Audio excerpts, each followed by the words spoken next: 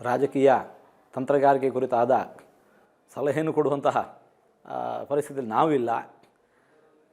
ಏನಾಗಬೇಕು ಅನ್ನೋ ಕಾಳಜಿಯನ್ನಷ್ಟು ನಾವು ವ್ಯಕ್ತಪಡಿಸ್ತೇವೆ.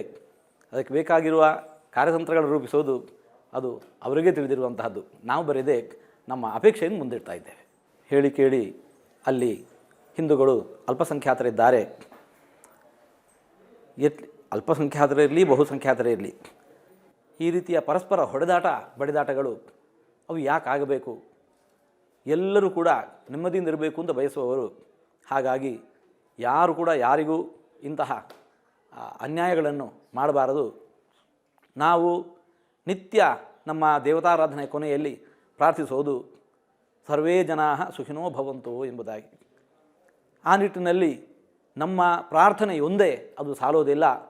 ಅದಕ್ಕೆ ಭಗವದ್ ಅನುಗ್ರಹವೂ ಬೇಕು ಅಂತ ಹೇಳಿಕೊಂಡು ಈ ದಿವಸ ಎಲ್ಲರೂ ಕೂಡ ದೇವರ ಮುಂದೆ ಈ ಪ್ರಾರ್ಥನೆಯ ಜೊತೆಗೆ ಇನ್ನೊಂದು ದೀಪವನ್ನು ಹಚ್ಚಿ ಎಲ್ಲರೂ ಪ್ರಾರ್ಥಿಸೋಣ. ಜೊತೆಗೆ ನಮ್ಮ ಪ್ರಾರ್ಥನೆ ಭಗವಂತನ ಮುಂದೆ ಆ ದೀಪ ಹಚ್ಚಿ ಆರಾಧನೆ ಜೊತೆಗೆ ಇದಕ್ಕೆ ಆ ರಾಜಕೀಯ ಇಚ್ಛಾಶಕ್ತಿ ಅದೂ ಬೇಕು. ಅದಕ್ಕೋಸ್ಕರ ಕೇಂದ್ರಕ್ಕೆ ನಾವು ನಮ್ಮ ಮನವಿಯನ್ನು ಸಲ್ಲಿಸಿದ್ದೇವೆ. ಕೇಂದ್ರ ಸರ್ಕಾರ ತ್ವರಿತಗತಿಯಲ್ಲಿ ಅದಕ್ಕೆ ಬೇಕಾಗಿರತಕ್ಕಂತಹ ಕ್ರಮಗಳನ್ನು ಕೈಗೊಂಡು ತಕ್ಕುದಾಗಿರತಕ್ಕಂತಹ ಕ್ರಮವನ್ನು ಕೈಗೊಂಡು ಆ ಪರಿಸ್ಥಿತಿಯನ್ನು ನಿಭಾಯಿಸುತ್ತೆ, ಅಲ್ಲಿನ ಹಿಂದೂಗಳಿಗೆ ರಕ್ಷಣೆ ನೀಡುತ್ತೆ ಅನ್ನೋದು ನಮ್ಮ ವಿಶ್ವಾಸ ಇದೆ. ಒಂದೆಡೆ ಅಲ್ಲಿಂದ ಭಯಭೀತರಾಗಿ ಓಡಿ ಬಂದಿರತಕ್ಕಂತಹ ಆ ಪ್ರಧಾನಿಯವರಿಗೆ ನಮ್ಮ ದೇಶದಲ್ಲಿ ನಾವು ಅವರಿಗೆ ಅಭಯವನ್ನಿತ್ತು ರಕ್ಷಣೆ ನೀಡಿದರೆ, ಅದೇ ಹೊತ್ತಿಗೆ ನಮ್ಮ ಹಿಂದೂಗಳಿಗೆ ಅಲ್ಲಿ ಈ ರೀತಿಯ ದೌರ್ಜನ್ಯ ಹಿಂಸೆ ನಡೀತಾ ಇದೆ ಅಂತ ಕೇಳಿದಾಗ ನೋಡಿದಾಗ ತುಂಬ ಎಲ್ಲರಿಗೂ ನೋವಾಗತ್ತೆ. ಇದು ನಾವು ನಮ್ಮ ಒಬ್ಬರ ದನಿ ಅಲ್ಲ, ಎಲ್ಲರಿಗೂ ಮುಖವಾಣಿಯಾಗಿ ನಾವು ಈ ಕಳಕಳಿಯನ್ನು ವ್ಯಕ್ತಪಡಿಸ್ತಾ ಇದ್ದೇವೆ. ನಮ್ಮ ಮನವಿಯನ್ನು ಕೇಂದ್ರಕ್ಕೆ ಸಲ್ಲಿಸಿದ್ದೇವೆ. ಇನ್ನಾದರೂ ಅಂತಹ ಜಾಡ್ಯವನ್ನು ದೂರ ಮಾಡಿ ಹೊಡೆಯೋದು ಬಡಿಯೋದು ಬೇಕಾಗಿಲ್ಲ, ಒಗ್ಗಟ್ಟಾಗಿ ನಿಲ್ಲೋದು ಅದು ಮುಖ್ಯ. ಆ ಕಾರ್ಯವನ್ನು ತ್ವರಿತಗತಿಯಲ್ಲಿ ನಾವೆಲ್ಲರೂ ಮಾಡೋಣ. ನಮ್ಮಲ್ಲಿನ ಜಾಡ್ಯವನ್ನು ಕಳಕೊಂಡು ಒಗ್ಗಟ್ಟಾಗಬೇಕು. ಒಗ್ಗಟ್ಟಿನಲ್ಲಿ ಬಲವಿದೆ ಅನ್ನತಕ್ಕಂತಹ ಮಾತು ಎಲ್ಲರೂ ಕೂಡ ತಿಳಿದಿರುವಂತಹದ್ದು.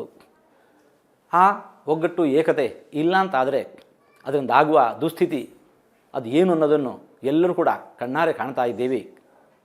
ಹಾಗಾಗಿ ವೈಮನಸ್ಸುಗಳಿರುವಂತಹದ್ದು ಸಹಜ. ಆದರೆ ಇಂತಹ ಪರಿಸ್ಥಿತಿಯಲ್ಲೂ ಕೂಡ ಸಣ್ಣ ಪುಟ್ಟ ವಿಚಾರಗಳನ್ನು ದೊಡ್ಡದು ಮಾಡದೆ ಅವನ್ನೆಲ್ಲ ಎಲ್ಲರೂ ಕಲೆತು ಕೂತು ಪರಿಹರಿಸಿಕೊಂಡು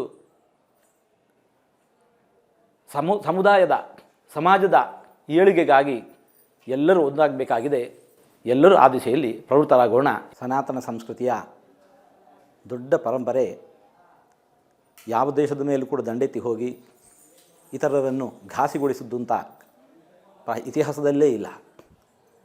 ಅದಕ್ಕೆ ಬದಲಾಗಿ ಆನೋ ಭದ್ರಾಹ ಕೃತವೋ ಎಂತು ವಿಶ್ವತಃ ಅನ್ನುವ ಆರ್ಷ ನುಡಿಯಂತೆ ಎಲ್ಲಿಂದಲೇ ಸರಿ, ಯಾವ ಮೂಲೆಯಿಂದಲಾದರೂ ಸರಿ ಬರುವ ಸದ್ವಿಚಾರಗಳಿಗೆ ಎಲ್ಲರೂ ಕೂಡ ಆಹ್ವಾನವನ್ನಿತ್ತು ಮಣೆಯನ್ನು ಹಾಕಿದ್ದಾರೆ.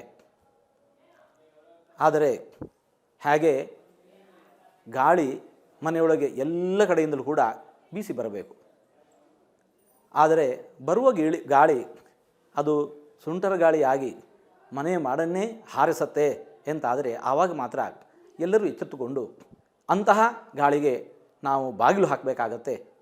ಈ ಎಚ್ಚರ ನಮ್ಮಲ್ಲಿ ಇರಲಿ. ಒಗ್ಗಟ್ಟು ಇತ್ತು ಅಂತಂದರೆ ಆವಾಗ ಇಂತಹ ಯಾವುದೇ ಅನಾಹುತಗಳು ಯಾವುದೇ ಕಾಲಕ್ಕೂ ಎಲ್ಲಿಯೂ ನಡೆಯಲ್ಲ. ಇದು ಯಾವುದೇ ಸಮಾಜಕ್ಕಾದರೂ ಸರಿ, ಯಾವುದೇ ಮತ ಧರ್ಮೀಯರಲ್ಲೇ ಸರಿ, ಈ ಹಿಂಸೆ ಅನ್ನುವಂತಹದ್ದು ಅದು ಯಾರು ಕೂಡ ಒಪ್ಪುವ ಮಾತಲ್ಲ. ಯಾವುದೇ ಧರ್ಮದಲ್ಲಿ ಯಾವುದೇ ಮತಗಳಲ್ಲಿ ಹಿಂಸೆ ಅನ್ನೋದನ್ನು ಬಿಟ್ಟು ಏನು ಮನಸ್ತಾಪಗಳಿದ್ದಲ್ಲಿ ಒಂದಾಗಿ ಕುಳಿತು ಅವುಗಳನ್ನು ಪರಿಹರಿಸಿಕೊಳ್ಬೇಕಲ್ಲದೆ ಬಡಿದಾಡದಿಂದ ಏನನ್ನೂ ಸಾಧಿಸೋದು ಸಾಧ್ಯ ಆಗುವುದಿಲ್ಲ. ಬರಿದೇ ರಕ್ತಪಾತ, ನೋವು, ಹಿಂಸೆಗಳಷ್ಟೇ. ಹಾಗಾಗಿ ಎಲ್ಲರೂ ಕೂಡ ನಾವು ನಿತ್ಯ ಮಾಡುವ ಪ್ರಾರ್ಥನೆ ಕಾಲೇ ವರ್ಷತು ಪರ್ಜನ್ಯ, ಕಾಲಕ್ಕೆ ಸರಿಯಾಗಿ ಮಳೆ ಬೆಳೆ ಆಗಲಿ. ಈ ಭೂಮಿ ಸಸ್ಯ ಸಮೃದ್ಧವಾಗಿ ಬೆಳೆಯಲಿ, ಪೃಥ್ವೀ ಸಸ್ಯಶಾಲಿನಿ.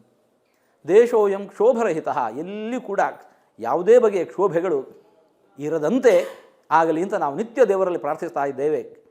ಇದು ಸನಾತನ ಸಂಸ್ಕೃತಿಯಲ್ಲಿ ನಿತ್ಯ ದೇವರ ಪೂಜೆಯ ಕೊನೆಯಲ್ಲಿ ಎಲ್ಲರೂ ಮಾಡುವ ಪ್ರಾರ್ಥನೆ. ನಮ್ಮ ಪ್ರಾರ್ಥನೆಯ ಜೊತೆಗೆ ಅದಕ್ಕೆ ನಮ್ಮ ಪ್ರಯತ್ನವೂ ಮುಖ್ಯ. ಅಂತಹ ಪ್ರಯತ್ನದಲ್ಲೂ ಕೂಡ ಎಲ್ಲರೂ ಕೈ ಜೋಡಿಸೋಣ. ಎಲ್ಲರಿಗೂ ಕೂಡ ಒಳಿತಾಗುವಂತೆ ಆ ಭಗವಂತ ಅನುಗ್ರಹಿಸಲಿ, ಎಲ್ಲರಿಗೂ ಒಳಿತಾಗಲಿ. ಈ ರಿಪಬ್ಲಿಕ್ ಕನ್ನಡ ಇವತ್ತು ಇಂತಹ ಒಂದು ದೊಡ್ಡ ಸಂದೇಶವನ್ನು ಎಲ್ಲೆಡೆ ಮುಟ್ಟಿಸ್ತಾ ಇದೆ. ನಾವೆಲ್ಲ ಎಚ್ಚೆತ್ತುಕೊಳ್ಳೋಣ, ಒಂದಾಗೋಣ. ಬರಬಹುದಾದ ಯಾವುದೇ ಆಪತ್ತುಗಳಿಗೆ ತಡೆಗೋಡೆಯಾಗಿ ನಿಲ್ಲೋಣ. ಎಲ್ಲರಿಗೂ ಒಳಿತಾಗಲಿ.